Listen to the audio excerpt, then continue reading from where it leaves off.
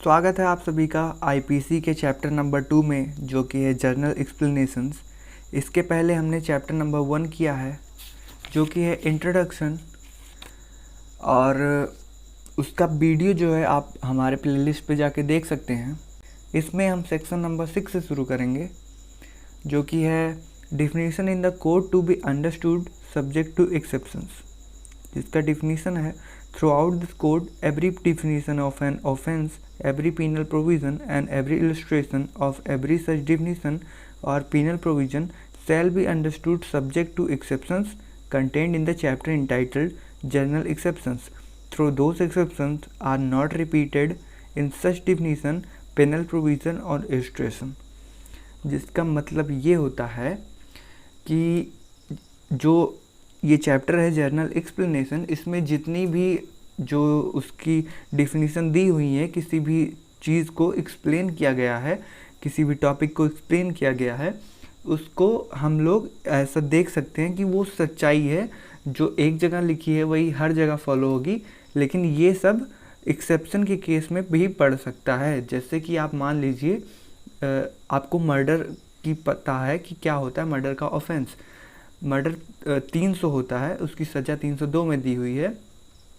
उसमें क्या होता है कि अगर आप किसी की हत्या कर रहे हैं, उसको ह्यूमन बीइंग को मार रहे हैं, तो वो मर्डर होता है, लेकिन उसका जो सज़ा है वो अलग दिया गया है। लेकिन अगर वही सज़ा कोई एक छोटा बच्चा करता है जो कि 7 साल से कम का है, तो उसको हम मर्डर नहीं मानेंगे और उसके लिए उसके ऊपर अलग से सज़ा देगी। वो बच्चा क्योंकि उतना एक्टिव, उसका दिमाग उतना मजबूत नहीं होता है, कि उसका दिमाग उस प्रकार से डेवलप नहीं हुआ होता है कि वो उसके अंदर मेंसरिया जो है गिल्टी माइंड हो। इसी वजह से वो बच्चा जो है निर्दोष है। तो कुछ ऐसे एक्सेप्शनल केसेस हैं जिसमें हम जो जर्नल एक्सप्लेनेशन का चैप्टर है ये वहाँ पे वैलिड नहीं होगा। तो सेक्शन नंबर 6 जो है इसी बारे में बात करता है कि definition in this code to be understood subject to exception.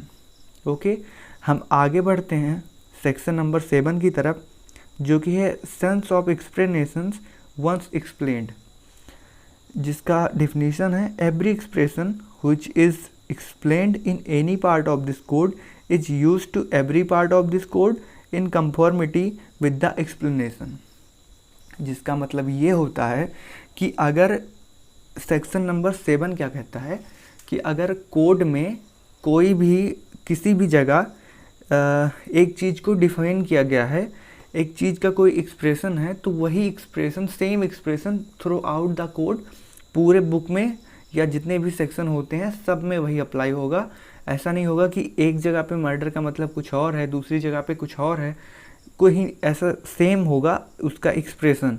लेकिन 6 में आप लोगों ने क्या पढ़ा कि जर्नल एक्सेप्शन केसेस में जहाँ पे कुछ एक्सेप्शन होंगे, या फिर आप सेल्फ डिफेंस में बात करिए या फिर कोई और केस होगा, तो वहाँ पे कुछ एक्सेप्शंस होंगे। बाकी जो उसका एक्सप्रेशन होगा, 7th में ये कह रहा है कि जो उसका एक्सप्रेशन होगा वो throughout the code same ही होगा।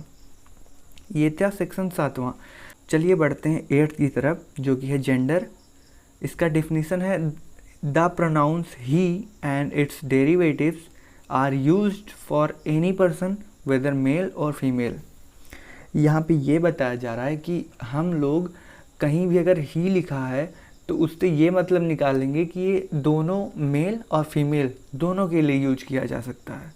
इसके आगे अगर हम बढ़ें तो सेक्शन 9 पे है नंबर्स, जिसकी डिफिनीशन है unless the contrary appear from the text word importing the singular number includes the plural number and the word importing the plural number includes the singular number।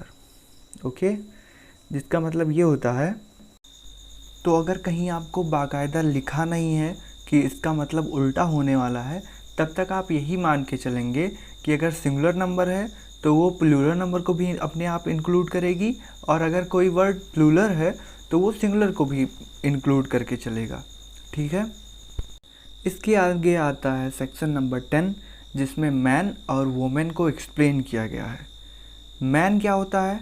The word man denotes a male human being of any age and the word women denote a women और female human being of any age. Okay, तो इसमें simple है यार कि अगर कोई man अगर लिखा हुआ है तो मतलब एक मेल आदमी जो किसी भी एज का हो, मेल ह्यूमन बीइंग, ये बात आप कोट कर लीजिए, male human being of any as.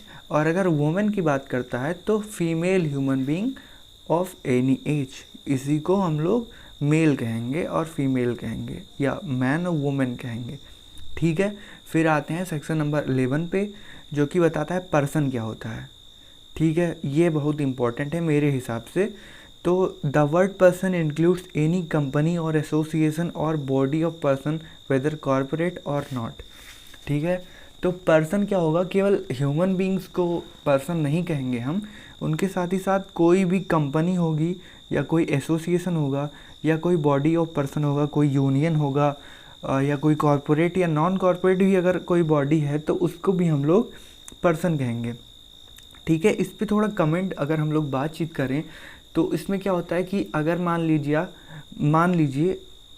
लीजिए कि कोई एक कंपनी है, ठीक है, उसके द्वारा कोई ऑफेंस होता है या कुछ ऐसी मिस्टेक होती है कंपनी के द्वारा, अक्सर होती रहती है, कहीं उस पर कुछ कंपनी का कोई प्रोडक्ट जो है वो हार्म कर रहा है लोगों को, या फिर कुछ ऐसे वेस्ट हैं जिसकी वजह से उसके खुद के वर्कर्स को नुकसान हो रहा है।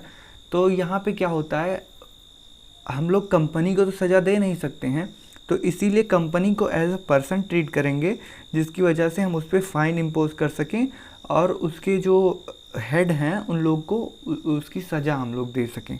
ठीक है, तो पर्सन यही होता है कि इसमें हम कोई भी कंपनी है या कोई भी एसोसिएशन है, कोई भी यूनियन है या फिर कई लोगों का समूह है, कॉरपोरेट समूह है या फिर इनकॉरपोरेट है, तब भी हम उसको जो है पर्सन एज अ पर्सन ही ट्रीट करेंगे अगर वो कोर्ट में आया है तो। सेक्शन 11 से ही जुड़ा हुआ है एक और पार्ट जो कि है आइडल, जिसमें ये बताया गया है कि अगर the definition is not exhaustive and it must be taken to include artificial और जुडिशियल पर्सन एज वेल।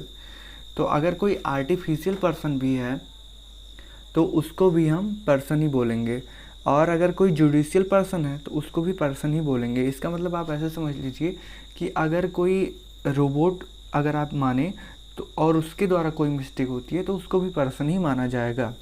ठीक है, पर्सन की कैटेगरी में कंपनी, एसोसिएशन और बॉडी ये सब तो आती हैं, इनके साथ साथ आइडल और गवर्नमेंट और चाइल्ड इन वॉम भी आता है। ठीक है, अगर कोई बच्चा पेट में है और उसका जो बॉडी है वो डेवलप हो चुका है, ऐसा डेवलप हो चुका है एज अ चाइल्ड, 6 या 7 महीने का वो बच्चा है पेट में, तो उसको भी पर्सन माना जाएगा। ठीक है, वो अनबोर्न चाइल्ड होना चाहिए, फिर भी वो पर्सन की कैटेगरी में आ जाएगा। ठीक है, तो अब बढ़ते हैं सेक्शन नंबर 12 की तरफ, जो कि है पब्लिक। इसका डिफिनीशन क्या है, the word public include any class of the public और एनी कम्युनिटी। ठीक है, तो पब्लिक का मतलब होता है कि कोई भी क्लास का पब्लिक हो, कोई भी कम्युनिटी का हो, कोई भी रिलीजन का हो, कुछ भी, इससे नहीं मतलब होगा। तो इस लेक्चर को यहीं पर ख़त्म करते हैं। अगले वीडियो में हम सेक्शन नंबर 13 से स्टार्ट करेंगे।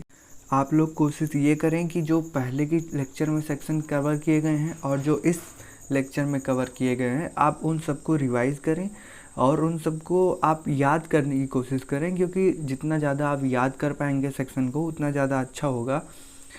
और हम अगले लेक्चर में फिर मिलेंगे, वहाँ पे हम सेक्शन 13 शुरू करेंगे और कोशिश यही रहेगी कि इस चैप्टर को ख़त्म कर दिया जाए और अच्छे से अच्छा कंटेंट आपको देने की कोशिश करेंगे। आप भी एक काम करिए, इस चैनल को लाइक करिए, सब्सक्राइब करिए और इसके बाद इस लेक्चर को अपने उन दोस्तों को शेयर कीजिए जो मेहनत करके पढ़ाई कर रहे हैं किसी जुडिशरी एग्ज़ाम के लिए या फिर कॉलेज एग्ज़ाम के लिए, जो वो LLB करना चाहते हैं या फिर ऐसा फोकस्ड कोई एग्ज़ाम है उनका जिसमें लॉ इम्पॉर्टेंट है, IPC इम्पॉर्टेंट है। आप उनको ज़रूर सजेस्ट कीजिए मेरा चैनल और उनको बताइए कि एक जो है बैच स्टार्ट हो गया है जिसमें IPC कवर होगी, जिससे उस बच्चे की मदद होगी। चलिए फिर मिलते हैं नेक्स्ट वीडियो में, तब तक के लिए गुड बाय।